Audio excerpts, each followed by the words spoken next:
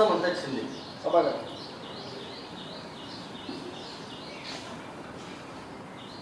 ज्या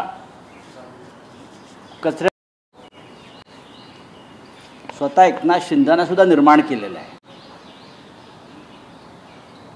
तर ते एकनाथ शिंदे कोण होते किंवा आम्ही सगळे कोण होतो? शिवसेना या 4 अक्षरामुळे आम्ही सगळे निर्माण झालो. आणि विशेषतः एकनाथ शिंदे हे तर उद्धव ठाकरे यांचंच प्रोडक्शन आहे. आम्ही माननीय बाळासाहेब ठाकरे हिंदुहृदय सम्राट यांनी घडवलेले लोक आहोत. एकनाथ शिंदे लोकांना जे काय मिळालं आयुष्यात ते माननीय उद्धव ठाकरे पक्षप्रमुख झाल्यावर मिळालेलं आहे. त्याआधी त्यांना काय फार मिळालं आहे असं मला वाटत नाही. तेव्हा ते फार सक्रिय पण नव्हते. पण एकनाथ शिंदे यांना सर्व काही जे दिलेलं आहे ते उद्धव ठाकरे यांच्या मेहरबानीतूनच मिळालेलं आहे, हे लक्षात घ्या. खरं म्हणजे एकनाथ शिंदे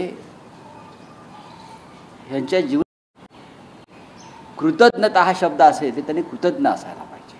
उद्धव ठाकरेंचं कृतज्ञता. ठीक आहे, तुम्ही सोडून गेला, तुमचे मतभेद झालेले आहेत, आम्ही तुमच्यावर टीका करतो, तुम्ही आमच्यावर करता, पण ज्या प्रकारची भाषा तुम्ही उद्धव ठाकरे यांच्याविषयी वापरताय स्वतःचं त्यांनी आत्मपरीक्षण केलं पाहिजे. ज्या दिवशी मोदी आणि शहांचं छत्र तुमच्यावर नसेल, ज्या दिवशी मोदी आणि शहांचं छत्र उडालेलं असेल, छप्पर उडालेला असेल, तेव्हा तुम्ही कुठे असाल? हा विचार त्यांनी आणि त्यांच्या लोकांनी केदारनाथच्या गुहेत किंवा गुवाहाटीच्या कामाख्या मंदिराच्या गाभाऱ्यात जाऊन बसून करायला हवा. मी या मताचा आहे की आज एकनाथ शिंदे यांची जी काय स्वतःचं वजन जे दाखवत आहेत सत्तेचं, त्याचं मूळ उद्धव ठाकरे यांनी दिलेल्या ऊर्जेमध्ये आहे ना. उद्धव ठाकरे तुम्हाला ऊर्जा दिली नसती, ते जे म्हणतात ना ऊर्जा, कचऱ्यातून ऊर्जा, त्या कचऱ्यातली ऊर्जा सगळ्यात जास्त उद्धव ठाकरे साहेबांनी तुम्हालाच दिलेली आहे. आणि ही अशी ऊर्जा त्यांना देऊ नका, हा माणूस घात करेल, हे सांगणारे लोक आज त्यांच्याच अवतीभोवती आहेत. ठाण्यातले हे ठाण्यातले जे खासदार आमदार आसपासचे आहेत ना, हे सगळे उद्धव ठाकरेंना मस्के लावायला आले होते. साहेब हे करू नका, हा माणूस तुम्हाला दगा देईल, याची नियत चांगली नाही, हेच सांगणारे लोक हे सगळ्या त्यांच्या भोवती आहेत, आम्ही त्याला साक्षीदार आहोत. तेव्हा एकनाथ शिंदे यांनी जपून पावलं टाकावी, टीका सहन करावी. राज्यकर्त्यानं जर टीका सहन केली तर तो 2 पावलं अधिक पुढे जातो. आणि विशेषतः ज्याने आपल्यावरती आपल्या सुरुवातीच्या काळापासून मेहरबानी केलेली आहे, भरभरून दिलेलं आहे, त्याच्या बाबतीमध्ये हे सगळं जपून केलं पाहिजे. त्या बाबतीत मी छगन भुजबळ यांनी ते पथ्य पाळलं होतं. छगन भुजबळ यांनी पक्ष सोडल्यावर बराच काळ त्यांनी सांगितलं. गणेश नाईक यांचं मी कौतुक करतो. गणेश नाईक यांनी सुद्धा शिवसेना आणि माननीय बाळासाहेब ठाकरे उद्धव ठाकरे यांच्यावर सोडल्यावरती काहीच टिप्पणी केली नाही. याचं कारण ते कृतज्ञ होते. बरेच लोक कृतज्ञता ही पाळतात की मला या पक्षाने भरभरून दिलं. असे खूप लोक मी पाहिले जे आज शिवसेनेत नाहीत पण बाहेर गेले आणि त्याने ठाकरे कुटुंबांना आतापर्यंत जे दिलं त्यांनी तुम्हाला दिलं म्हणून तुमच्याच किंमत वाढली ना. नाही ते तुम्हाला मोदी शहा काय विचारू, दारात उभा करणार नाही हो. मोदी शहा आणि फडणवीस तुम्हाला दारात उभं करणार नाही. मला माहिती आहेत ना त्यांची नियत काय आहे. ती शिवसेना फोडण्याची तुमचं क्षमता होती म्हणून त्यांनी तुम्हाला जवळ केलं. तुमच्यामध्ये फार मोठं देशासाठी फार मोठं सामाजिक राष्ट्रीय कार्य केलं म्हणून तुम्हाला त्यांनी आश्रय दिला नाही. तुम्ही त्यांचे आश्रित आहात. ते तुम्ही शिवसेना पैशाच्या ताकदीवर फोडू शकल्यामुळे. सरपंच संतोष देशमुख हत्या प्रकरणामध्ये 3 आरोपींनी कबुली दिली की आम्हीच हत्या केली. वाल्मिक कराडाच्या सांगण्यावरती हत्या करण्यात आली असं देखील त्यांनी कबुली जबाबात म्हटल्याचं सांगतात. आणि हे सत्यच आहे ना. आणि ह्या आरोपीच्या आकाला वाचवण्याचा प्रयत्न या राज्याचे गृहमंत्री काही काळ करत होते. जसं आज ते सातारच्या एका आकाला वाचवत आहेत किंवा अन्य काही लोकांना वाचवत आहेत, स्टुडिओवर हॅबिटेटवर ज्यांनी हल्ला आणि जे कुणाल कामराला ठार मारण्याच्या धमक्या देत आहेत त्यांनाही वाचवलं जात आहे. महाराष्ट्रामध्ये कायदा सुव्यवस्था याची अवस्था दारुण झालेली आहे. याचं कारण गृहमंत्री हताश, हतबल आणि गोंधळलेले आहेत. सर, मनोहर भिडे आहेत ते म्हणाले की संभाजीराजे छत्रपती यांनी जी काल दिल्लीत पत्रकार परिषद घेतली त्यांची भूमिका चुकली आहे आणि वाघ्या पुत्राचे पुरावे आहेत असं त्या मनोहर भिडेंनी दावा केलेला आहे. आता मनोहर भिडे आणि छत्रपती संभाजी यांनी एकत्र बसून तो मामला पुढे न्यावा. महाराष्ट्राला त्यात ओढू नये. महाराष्ट्राला त्यात ओढू नये. छत्रपती शिवाजी महाराज ह्यांच्याबरोबरचे सगळे मावळे होते, प्राणी पक्षी होते, ते सगळे निष्ठावान म्हणून गणले जातात. इतिहासामध्ये काही दाखले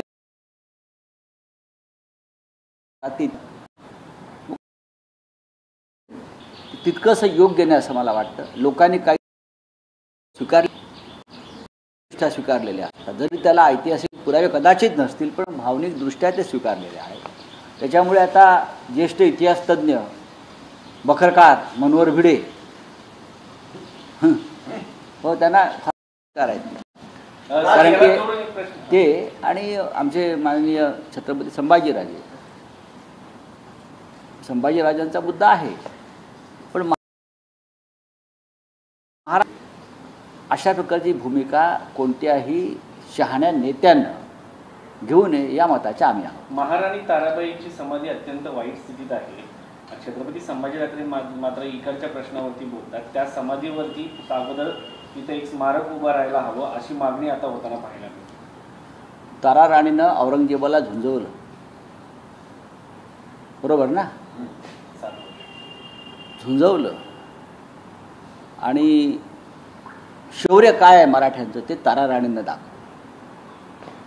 ज्या लोकांना औरंगजेबाची कबर उद्ध्वस्त करायची आहे त्यांनी तारा राणींच्या स्मारकाकडे एकदा नजर टाकावी आणि आपलं काही चुकतंय का हे पहा. राज ठाकरे ज्या वेळेला शिवसेनेतनं बाहेर पडले होते त्यावेळेला एकेकाळी बाळासाहेबांनी सांगितलं होतं माझा फोटो तुम्ही वापरू नका. पण आता मनसेचा गुढीपाडवा मेळावा होतोय, त्या मेळाव्याच्या पोस्टर्सवर बाळासाहेबांचा फोटो आहे, प्रबोधनकारांचाही आता फोटो आहे बऱ्याच काळानंतर. नाही, बरोबर आहे तुमचं म्हणणं.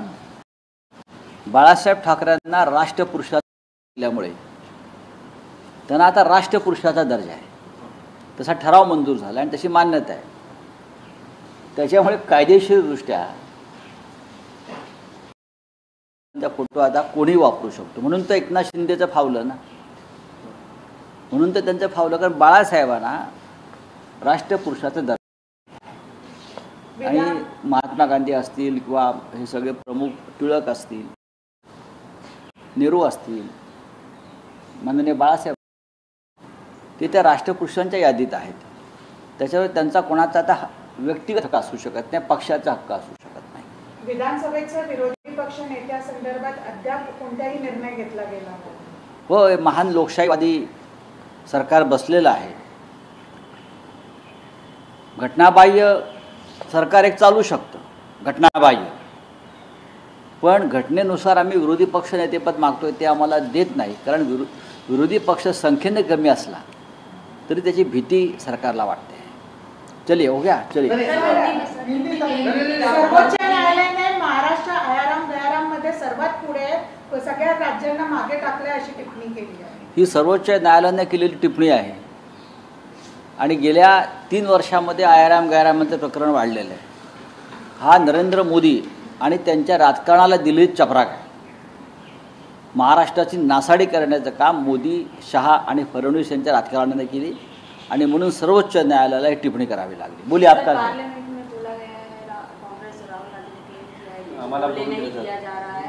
और डेमोक्रेटिक तरीके से पार्लियामेंट को रन किया जा रहा है, कांग्रेस के एमपीज मिले नहीं ओम बिरला, क्या कहना चाहेंगे? देखिए, राहुल गांधी जी लीडर है, नेता प्रतिपक्ष लोकसभा में. अगर राहुल गांधी जी विपक्ष के नेता ये बात बार बार बोल रहे कि हमें बोलने नहीं दिया जाता, हमारा आवाज़ दबाया जाता है, तो लोकतंत्र में लीडर ऑफ अपोजिशन की बात गंभीरता से लेनी चाहिए, चाहे राज्यसभा हो चाहे लोकसभा हो। वहाँ के जो ऊपर बैठने वाले चेयर पर जो प्रमुख नेता है, सत्ताधारी पार्टी के प्रवक्ता के रूप में ज़्यादा काम करते हैं। ये होना नहीं चाहिए।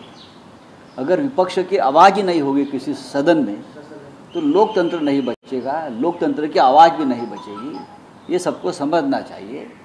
और आप लोग लोकतंत्र के चौकीदार हो, चाहे लोकसभा के प्रमुख या राज्यसभा के प्रमुख। तो राहुल गांधी जी की बात से हम सहमत हैं। कुणाल फंडिंग झाला असा आरोप राहुल कर्नालनं केला। बघा, मला कोणाच्या फालतू प्रश्नांना उत्तर देण्यासाठी मी इथे बसलेलो नाही, अजिबात नाही। सर दिशा एखाद्याला रिक्षावाला म्हणण्यासाठी जर परदेशात फंडिंग होत असेल तर कठीण आहे बाबा। आम्ही रोज रिक्षावाला म्हणू, आम्हाला कोण फंडिंग करते का बघू। एखाद्याला एका रिक्षावाल्यावर गाणं करण्यासाठी जर कोणाला परदेशातून फंडिंग होत असेल, प्रेसिडेंट ट्रम्पने विचारावं लागेल तुम्ही फंडिंग केलंय का, किंवा फ्रान्सच्या राष्ट्राध्यक्षाला विचारावं लागेल का तुम्ही कुणाल कामराला फंडिंग केलं। परदेशातून कोणी एखादा चाहता पैसे पाठवत असेल, तुम्हाला नाही काय मिळत? तुमचे परदेश दौरे कशावर चालले? तानाजी सावंत यांचा मुलगा 80 लाख रुपये खर्च करून बँकॉकला गेला ना, मग त्याला परदेशी फंडिंग म्हणायचं का? मूर्खासारखे बिंडोक लोक आहेत। एकनाथ शिंदेंच्या भोवती बिंडोक लोक आहेत, म्हणून एकनाथ शिंदेंची अवस्था आहे। एकनाथ शिंदेंचा पक्षाला सेना म्हणतो, ही बिंडोक सेना आहे। ही बिंडोक सेनेमुळेच गेल्या काही दिवसामध्ये जे अधपतन वाढलं आहे शिंदेंचं, त्याचं कारण त्यांच्या अवतीभोवतीचे बिंडोक लोक। दिशा सालियांचा पोस्टमॉर्टम रिपोर्ट आलाय, त्यामध्ये लैंगिक अत्याचार झालेला नाही हे स्पष्ट झालंय, फक्त मल्टिपल फ्रॅक्चरमुळे तिचा मृत्यू झालेला आहे। ठीक आहे, आता अशा प्रकारचा पोस्टमॉर्टम रिपोर्ट सिद्ध झालेला आहे। आता त्याच्यावरती ज्या कोणाला चर्चा करायची त्यांनी करावी। 12:30 वाजता उद्धव ठाकरे पत्रकार परिषद घेत हो, आहेत. घेणार आहेत ना, घेणार आहेत। कालच विधानसभा संपलेली आहे। विधानसभेच्या संदर्भात काही महत्त्वाचे विषय, राज्याच्या संदर्भात काही महत्त्वाचे विषय आहेत, आणि आज ते 12:30 वाजता त्याच्यावर चर्चा करतात। सर, अगोदर आदित्य ठाकरेवरती आरोप होतात, त्याच्यानंतर सुशांत सिंगचा राजपूतचा रिपोर्ट सीबीआय क्लोजर रिपोर्ट सादर करते, त्यानंतर आता दिशा सालियांचा पोस्टमॉर्टम रिपोर्ट येतो। नक्की काय सिक्वेन्स आहे याच्यामध्ये? सिक्वेन्स काय नाही, मूर्ख लोकांचं राज्य महाराष्ट्रात चालू आहे। वेड्यांची जत्रा सुरू आहे महाराष्ट्रात। चले हिंदी में आइए। सर, प्रशांत गोरंट्याल की मी फोन केला होता इंद्रजीत सावंत, क्या आपका हो गया आपका? सर, अमेरिकेचा 2025 हे सांगितलं